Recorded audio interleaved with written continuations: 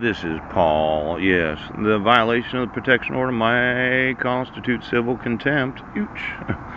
Now, it does say the person accused of contempt is entitled to notice and hearing. Yes. A person found to have committed contempt may be sanctioned as follows. Yes. Now, this notice and hearing that Brett Roberts said, well, he knows of the court hearing. Oh. And I emailed law enforcement wanting to know what that was about, and they thought, well, we don't have to give him notice from the state of jurisdiction. Yes. But actually, as a contempt of court, because it talks about having a different calendar. Yes. And proceedings of post remedial sanctions are initiated by either the court or a person aggrieved by a contempt of court. Yes. Um, to set up a contempt review calendar, yeah, I put emergency stamp on that one. Yes. The court should consider additional staffing and calendaring needed.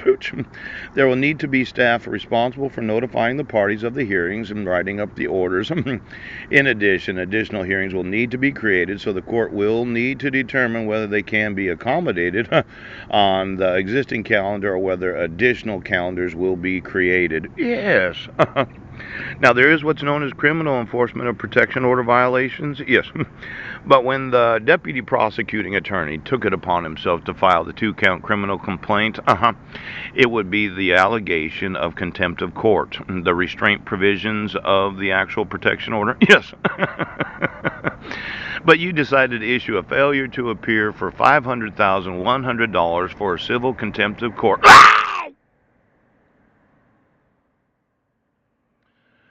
Now, let's say the court issued a court order, and I've been emailing those in office for the last 2.5 years. Yes. Where I wasn't given any notice or opportunity. Yes. There's a forgery of an elected oath of office. Yeah. The petitioner herself didn't acknowledge it. There's numerous fraudulent statements on both the weapon surrender form and the actual court order itself, the order for protection. Yes.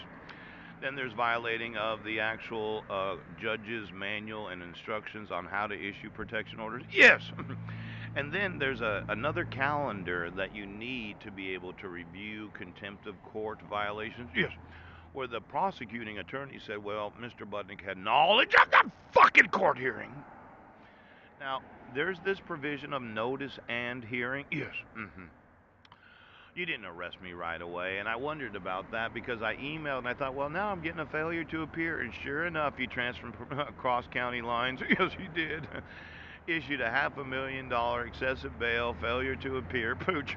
And somebody said, well, cyberstalking it would actually be a violation of the restraint provisions to not contact the petitioner or the minors named. Yes. And being in Brennan, Washington, was I there? Because Judge Landis put a provision on my personal recognizance that I may not travel to Brennan, Washington. Now, I know, okay, the school district does employ criminals. Now, I'm really fucking pissed off today, do you understand? And I will actually sue each and every individual that has a legal or professional liability for the refusal to understand exactly what the laws provide for. Yes! Now, I'm wanting my sons today, okay?